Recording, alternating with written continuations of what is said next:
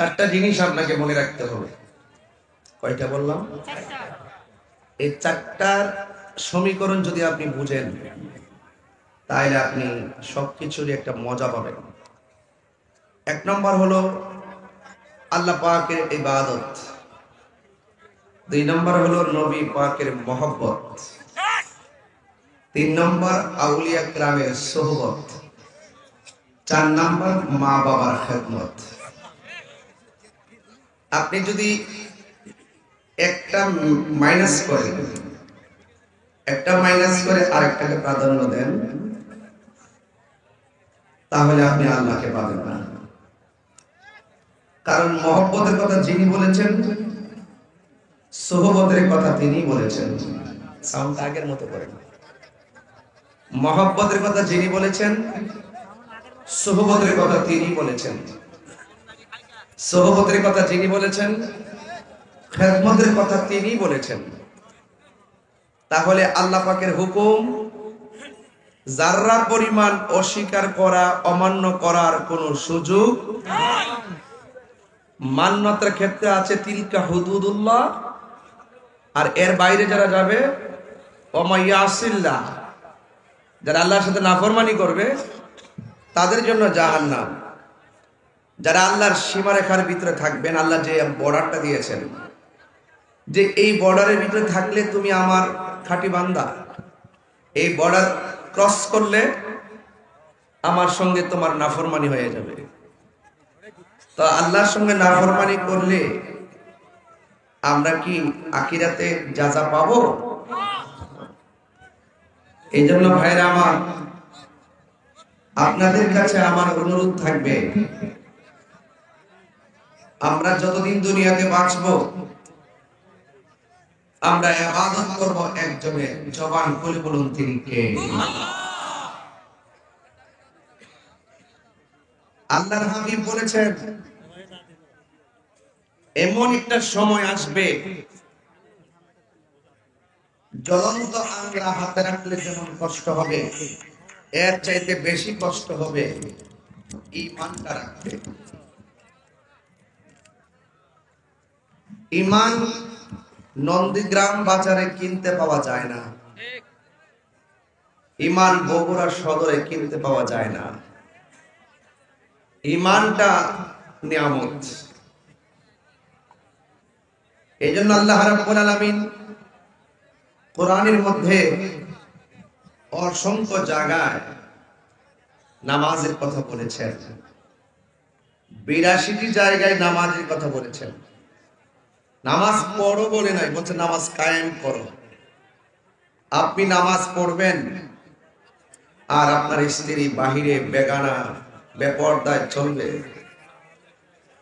আল্লাহ বলছেন তুমি নিজে পড়ো, তোমার প্রতিবেশীকে পড়ার জন্য তাকিদ দাও। আপনি ফজরের নামাজের টাইমে উঠে মসজিদে চলে যাবেন আর আপনার ছেলে রাত্রে ঘুমাবে, সকাল 8টা পর্যন্ত ঘুমাবে, আর আপনি দেখে চলে গেলেন, আপনাকে জবাবদিহি করতে হবে। কারণ প্রত্যেকটা মানুষকে যার যার দায়িত্ব সম্পর্কে জিজ্ঞাসিত হবে, জিজ্ঞেস করা হবে। ঠিক এমনই একটি ক্রান্তিকালে আমরা এই বগুড়াবাসী, নন্দীগ্রামবাসী যেভাবে দিনের বেলায় হাজার হাজার মানুষ আসতে আছে, শুধু আপনারা বসছেন। আচ্ছা বলুন তো, এই মাহফিলটার উসিলায় আল্লাহ রাব্বুল আলামিন আমাদের সবার জীবনের গুনাহ মাফ করতে পারে কি পারে না? তো এই মাহফিলটা যারা করেছেন তারা অনেক পরিশ্রম করেছেন, অনেক এই প্রোগ্রামটাকে সুন্দর করতে গিয়ে কোনো ত্রুটি করে নাই। অনেক বাধা, অনেক ঘাত প্রতিঘাত, অনেক ষড়যন্ত্র, অনেক ধরনের ত্যাগ, কষ্ট, সব কিছু উপেক্ষা করে যারা কোরআনের তাফসীরের মাহফিল সাজায়, এরাই হলো সমাজের শ্রেষ্ঠ সন্তান। ঠিক কিনা বলেন? এই সমস্ত ধর্মীয় কাজে যারা বাধা দেয় এরা সমাজের ভালো লোক নয়। কথা বলেন ঠিক কিনা? ভাইয়েরা আমার, এই মানুষ যারা এসেছেন, আপনাদের কাছে আমার একটা শুরুতেই অনুরোধ থাকবে, যারা মাহফিলটা সাজিয়েছেন তারা হয়তো মুষ্টিময় 10-15-20 জন, কিন্তু মানুষ তো আছেন হাজার হাজার।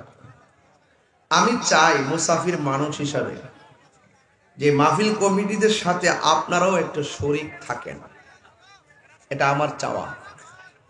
অন্তত 100 টাকা দিয়ে হোক, 1000 টাকা দিয়ে হোক, 5000 টাকা দিয়ে হোক, আপনি শরীক থাকেন।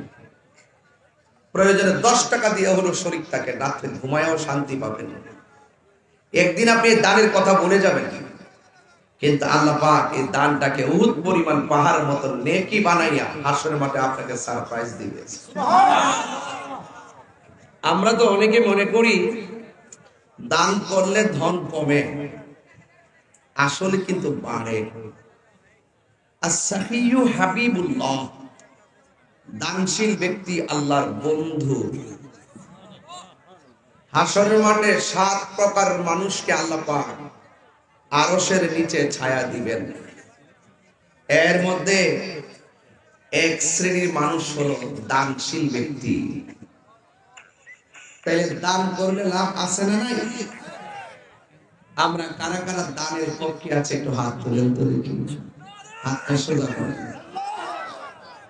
নারে রিসালাত, নারে তাকবীর, নারে রিসালাত, বীর মুফতি গিয়াসউদ্দিন আত-তাহিরি সাহেব। আপনারা এক হাত তুলছেন অনেকে, 2 হাত সোজা করেন, একদম সোজা করেন। আমরা সবাই নবীকে ভালোবাসি তো?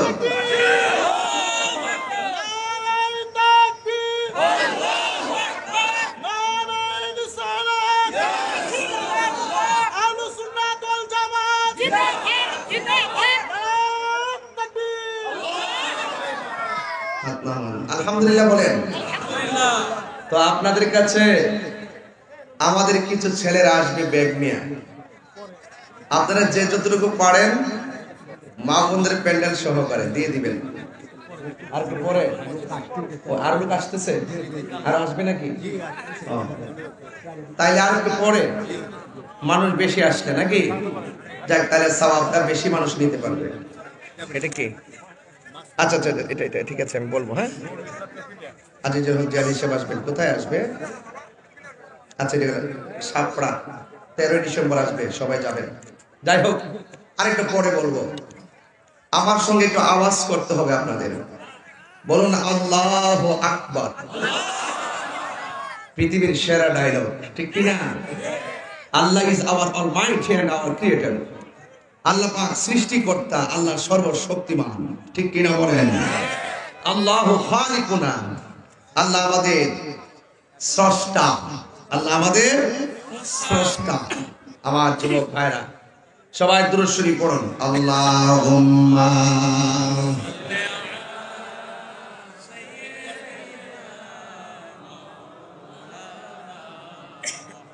ওয়া আলি সাইয়্যিদিনা।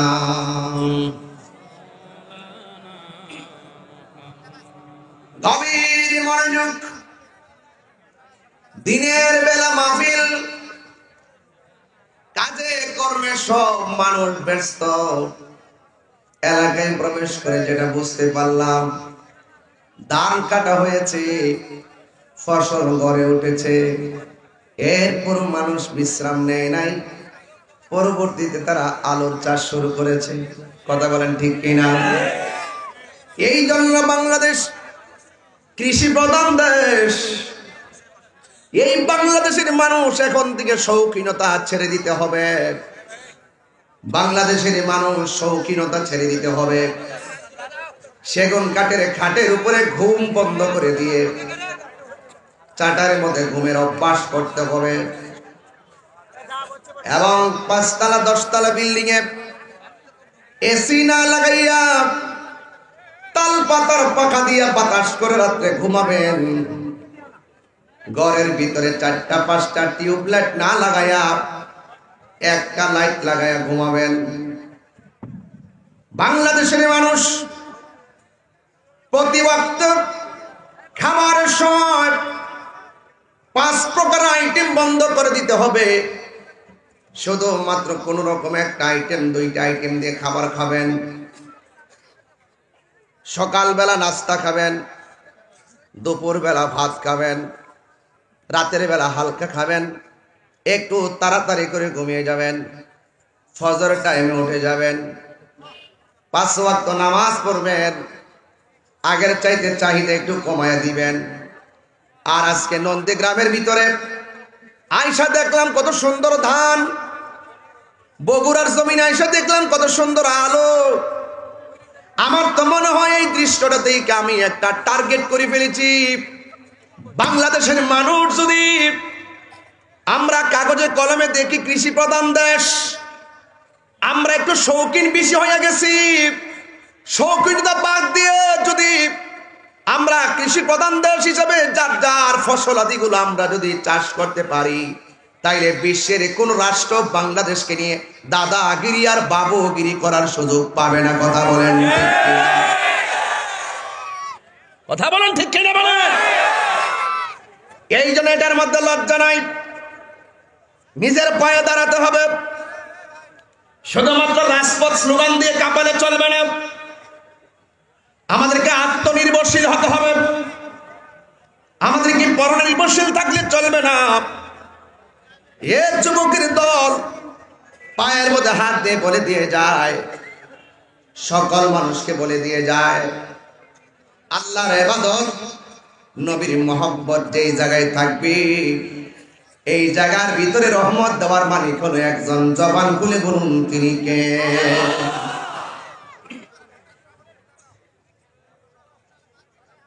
আমার যুবক ভাইরা,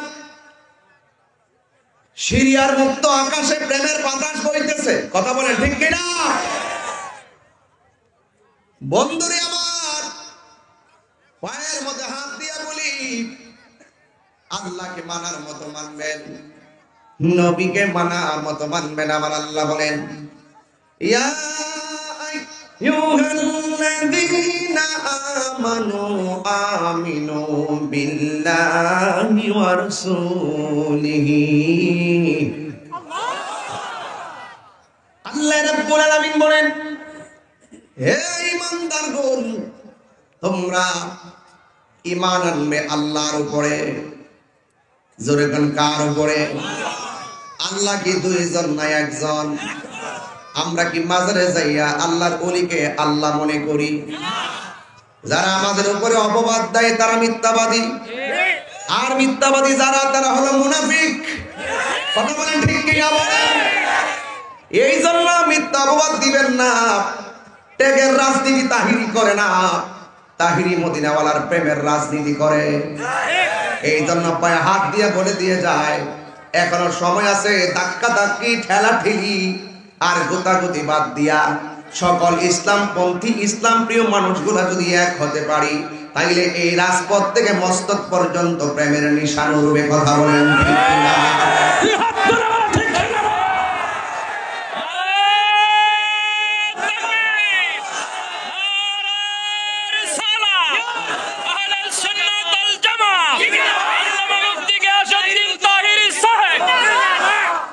আমার যুবক ভাইরা, বেশি লম্বা চূড়া আলোচনা করব না, তবে যতটুকু আলোচনা করব, আলোচনাগুলো অন্তর থেকে হৃদয়ঙ্গম করে নবীর মহব্বতটা হৃদয়ে ধাবিত করে দেন। আল্লাহ রাব্বুল আলামিন বলেন, হে ঈমানদারগণ, তোমরা ঈমান আনো আল্লাহর উপরে। এখন প্রশ্ন হলো, হুজুর আল্লাহকে, আল্লাহকে চিনতে গেলে লন্ডন যাওয়ার দরকার নাই। আল্লাহকে চিনতে গেলে একটু এখান থেকে আপনি চিনে যান। আল্লাহ বলছেন, ইন্নাহু হুয়া ইউবদিউ ওয়া ইউঈদ ওয়া হুয়াল গফুরুল ওয়াদুদ যুল আরশিল মাজিদ। আমি তেলাওয়াত করলে কি আপনারা কষ্ট পান? এই যে আন্তর্জাতিক কারি হিসাব আছেন, পুরস্কার প্রাপ্ত, ওনাদের সামনে তেলাওয়াত করতে আমার ভয় লাগে। কারণ আমি কারি না, আমি হাফেজও না। আমার আম্মা পড়ায় সালার মধ্যে পড়ায় কোরআন শরীফের সবক দিয়েছেন, মারহাবা জোরে বলেন। এতটুকু পড়েছি, আর কোনো কারিশমা আমার নাই। ভুল হলে আমাকে ধরাই দিবেন, এটাই আমার সৎ সাহস। মারহাবা জোরে বলেন। আল্লাহকে এরকম কথা বলে ওয়াজ করা যাবে না তো, এটা কোরআন মাহফিল তো বাবা না। এই জায়গাতে আমার প্রশাসন ভাইরা, আমাদের প্রশাসন ভাইরা, আপনারা যারা আছেন মেহেরবানি করে একটু একটু কষ্ট করে এদেরকে বসানোর ব্যবস্থা করে দেন দয়া করে। আমাদের অনেক প্রশাসন ভাইরা আসছেন এখানে, ওসি মহোদয় আসছেন, সকলে আসছেন। আমি অনুরোধ করব আমার কানে যেন কোনো পাবলিকের আওয়াজটা না আসে, আমার ডিস্টার্ব হয়। একটু জিকির করেন লা ইলাহা লা ইলাহা লা ইলাহা লা ইলাহা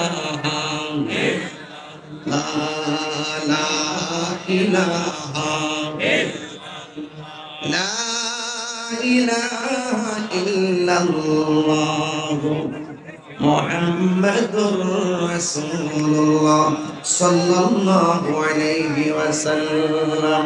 সকলে বলেন আলহামদুলিল্লাহ। আমার ভাইরা, আল্লাহ রাব্বুল আলামিন কোরআনের মধ্যে বলে দিয়েছেন, ইন্নাহু হুয়া ইউবদিউ ওয়া ইউঈদ। নিশ্চয়ই আল্লাহ রাব্বুল আলামিন আপনার শুরুর মালিক, আল্লাহ রাব্বুল আলামিন আপনার শেষের মালিক।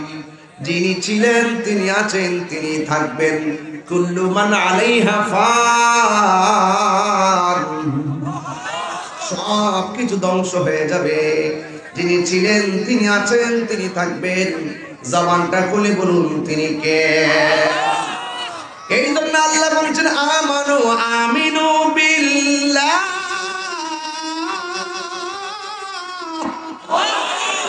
আল্লাহ রাব্বুল আলামিন বলেন, এই ইমানদারগণ, তোমরা ঈমান আনো আল্লাহর উপরে। এটা কিন্তু আমাদের ফাউন্ডেশন। এটা কি? এটা হলো আমাদের লাইফের ফাউন্ডেশন। আল্লাহকে এক বলে জানা, নবীকে নবী হিসেবে মানা, এটাই হলো আমাদের ফাউন্ডেশন। এই ফাউন্ডেশন ঠিক রেখে যত আমল করবেন সব আপনার খাতায় যোগ হয়ে যাবে। কথা বলেন ঠিক কিনা? এই জন্য আল্লাহ রাব্বুল আলামিন বলছেন আমিনু বিল্লাহ, তোমরা আমি আল্লাহর উপরে ঈমান আনো। এখন বলেছিলাম আল্লাহকে, এই যে দেখেন প্যান্ডেলটা বানছে, প্যান্ডেলটার বাইরে অনেক লোক চলে গিয়েছে, জায়গা হইতেছে না। এখানে এত সুন্দর সামিয়ানা লাগাইয়া কয়েকটা খুঁটি দিয়া পাতলা একটা পর্দা ঠেকায় রাখছে। একটু পর্দাটা ঠেকাইয়া আসমানের দিকে তাকাইয়া দেখো, বিশাল বড় আসমান আল্লাহ বানাইছে। জবান করে আসমান কয়টা? মিথ্যা কথা। আল্লাহ রাব্বুল আলামিন বলেন আসমান হলো 7টা। আল্লাযী খালাকা সাবআ সামাওয়াতিন তিবাকা। ওয়াজ বাড়িতে নিতে হবে।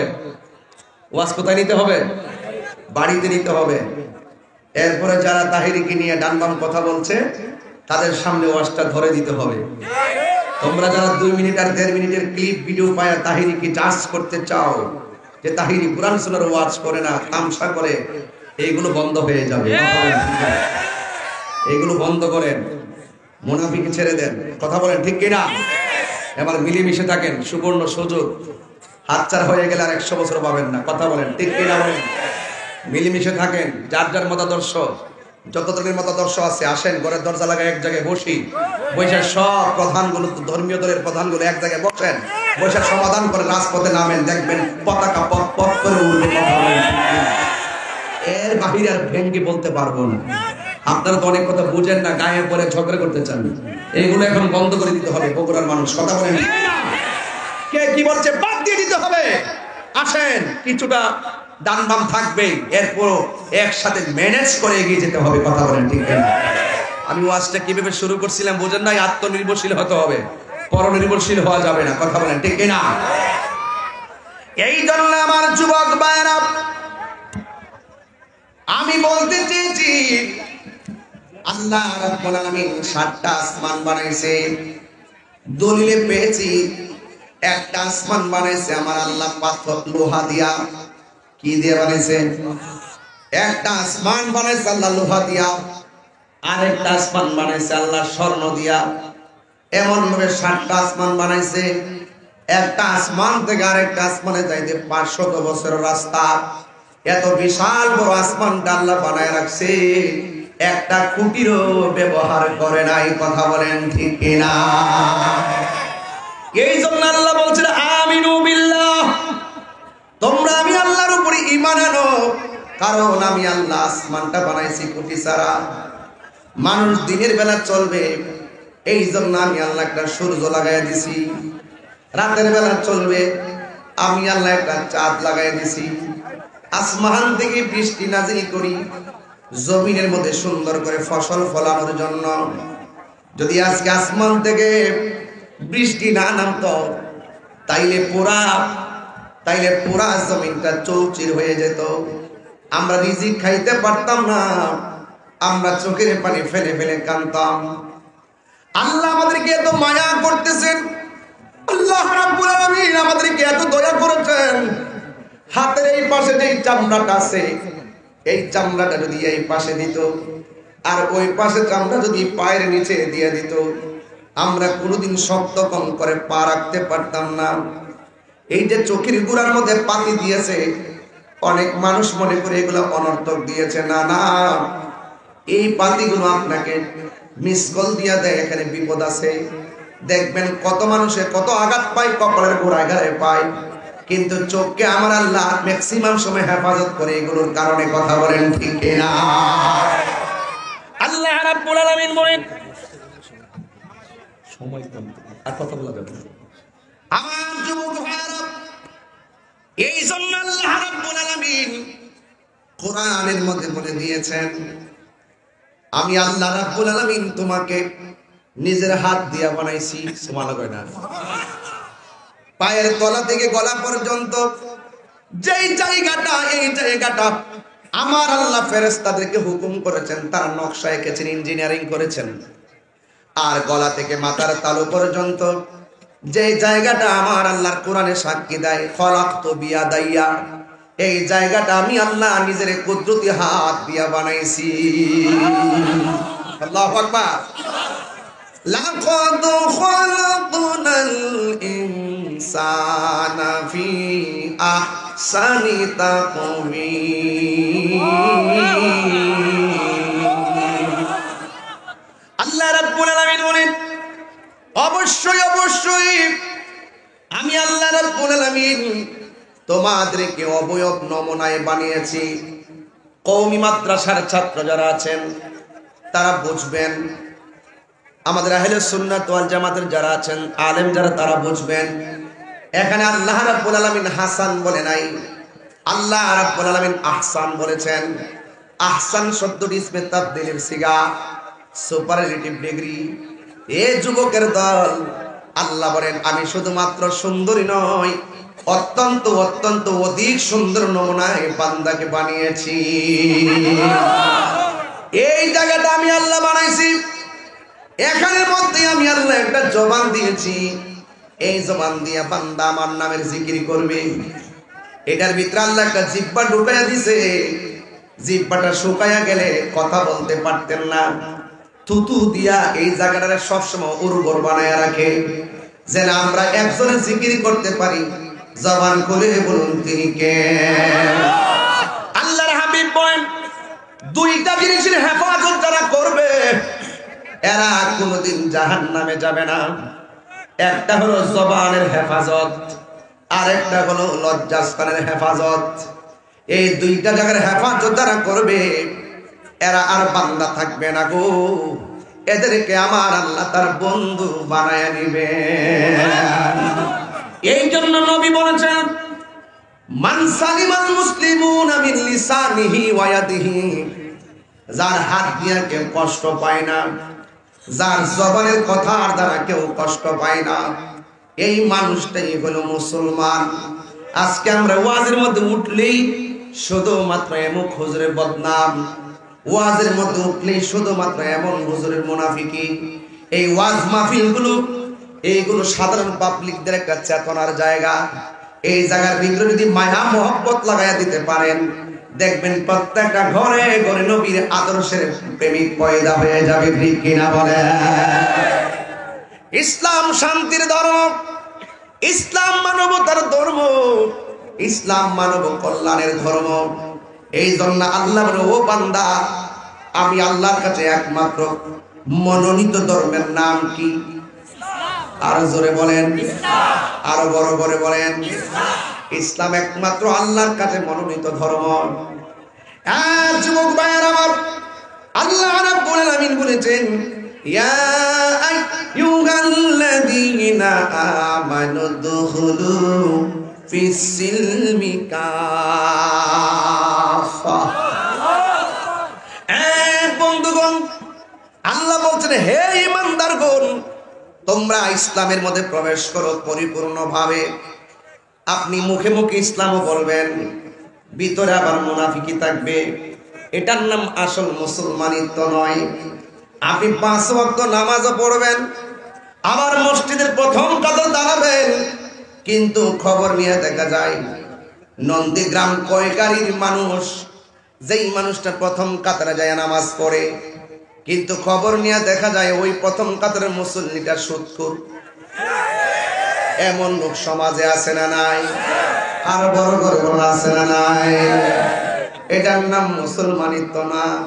মুসলমান মানেই হলো ইয়েস অর নট, হালাল খাবেন, হারাম ছাড়বেন। এখন নাই না? আচ্ছা আচ্ছা, আপনারা যেমনি বলবেন এমনি আছে। মারহাবা জোরে বলেন। বাবা যান, আমার হাত ধরে কষ্ট দিব, তাহিরুজের কষ্ট দেয় অনেক। এরপর তাহিরুজকে বড় বগুড়ার মানুষ ভালোবাসে, কথা বলেন ঠিক না? একটু হাত তুলছেন তো, বিসমিল্লাহ করে একটু পকেটে হাত দেন। আবার অন্য জনের পকেটে যেন ভুলেও না যায়, এটা একটু খেয়াল রাখবেন। কেমন? যান যান, সাবধান। এটা ইবাদতের জায়গা, মহব্বতের জায়গা, কথা বলেন ঠিক কিনা? একটু দয়া করে, আমি প্রথম যা বলছিলাম আপনারা সব রেডি রাখেন।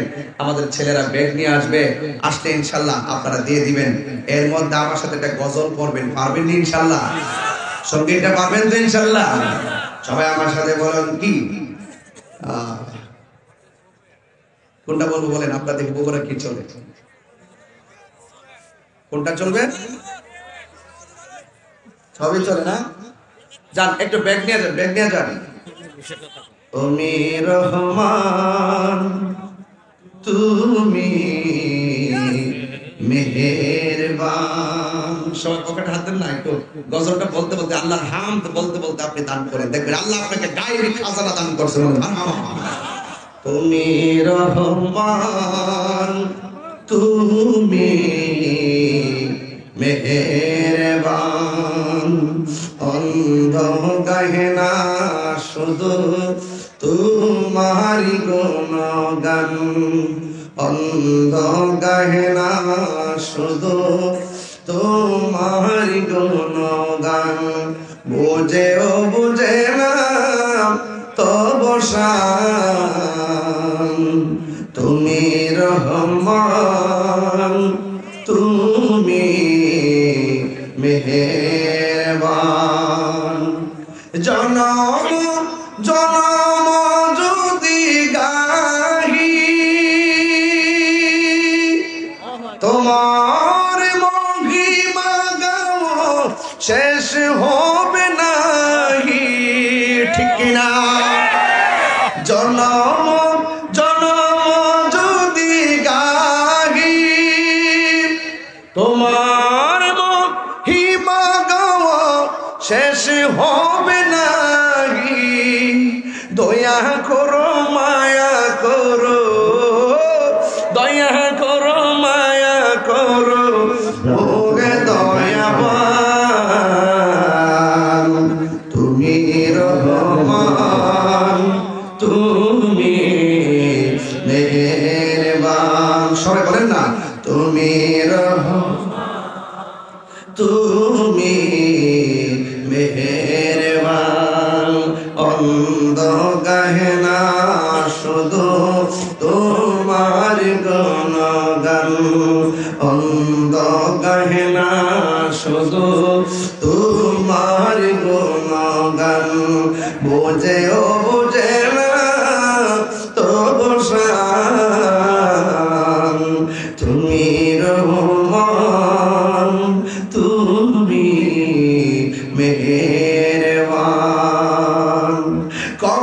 বলো তোমাকে যদি ভুলি,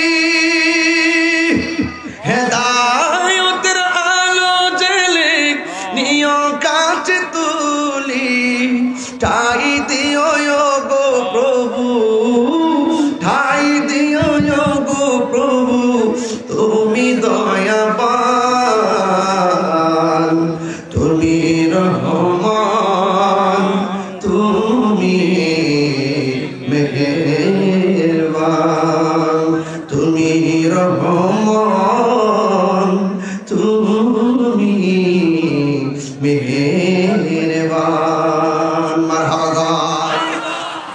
আমার যুবক ভাইরা, সাউন্ডটা ড্রপ দেন না, কমান বাড়াইবেন না, এগুলো করেন না, একরকম রাখেন, একরকম। আমার যুবক ভাইরা, এই জন্য বলছি আপনারা মধুর কণ্ঠে বলুন আমাদের হায়াতের মালিককে। তো যে আমাদের হায়াতের মালিক, যে আমাদের মৌতের মালিক, তার কদমে আমাদের কপাল ঠেকাতে হবে। কথা বলেন ঠিক কিনা? আল্লাহ বলেন বান্দারে, আমি আল্লাহ তোর যে জায়গাটা বানাইলাম, এই জায়গার ভিতরে আমি আল্লাহ দুইটা চোখ দিয়েছি। ওয়ায়াতাফাক্কারুনা ফি খালকিস সামাওয়াতি ওয়াল আরদ, আসমান এবং জমিনে যা আছে সবগুলো নিয়ে তুমি আমি আল্লাহকে গবেষণা করবা। আর কবি নদীর পার গিয়া বলতেছেন, ডেও ডেও পারি খাইতেছে, সবাই মনে করতেন ডেও ডেও তাল খেলতেছে। না না না না না, দলিলে পাওয়া যায় এই ঢেউয়ের তালে তালে একজনের জিকির আওয়াজের আওয়াজ তোলে। জবানটা খুলে বলুন তিনি কে? বাতাসের তালে পাতা লড়তেছে, আপনি মনে করতেছেন বাতাসে পাতা লড়তেছে, কিন্তু দলিল বলে পাতা আল্লাহর জিকির করতেছে। এই জন্য আমার নবী বলছেন, বিনা কারণে গাছের একটা পাতাও ছিঁড়া যাবে না। কথা বলেন ঠিক না? এই জন্য আমার যুবক ভাইরা, আল্লাহ রাব্বুল আলামিন বলছেন, এই পৃথিবীটা দেখে দেখে তোমরা আমি আল্লাহকে গবেষণা করবা।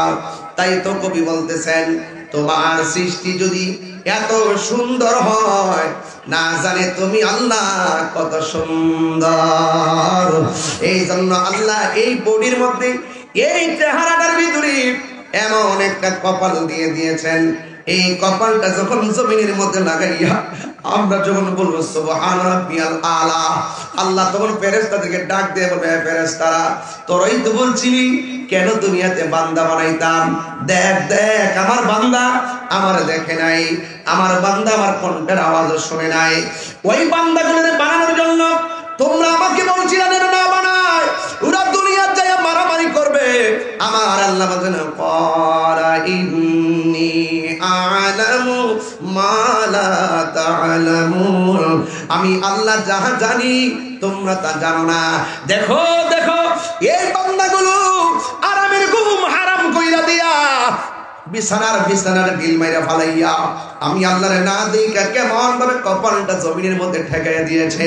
তোরা সবাই সাক্ষী থাক, আমি আল্লাহ তাদের জীবনের গুনাহগুলো মাফ করে দিলাম। গুনাহ মাফের মালিক কে? গুনাহ মাফের মালিক কে? বাবা সাউন্ডটা ড্রপ দিয়ে গেল, ড্রপটা দেওয়া না, আমার গলা ভেঙে যাচ্ছে। রাত্র আজকে আপনাদের বগুড়া থেকে প্রোগ্রাম আছে, কোন জায়গায় যেন ডাক্তারিতে। মারহাবা বলেন। কষ্ট হচ্ছে না আপনাদের? আমার আজ বুঝতে কি অসুবিধা হচ্ছে?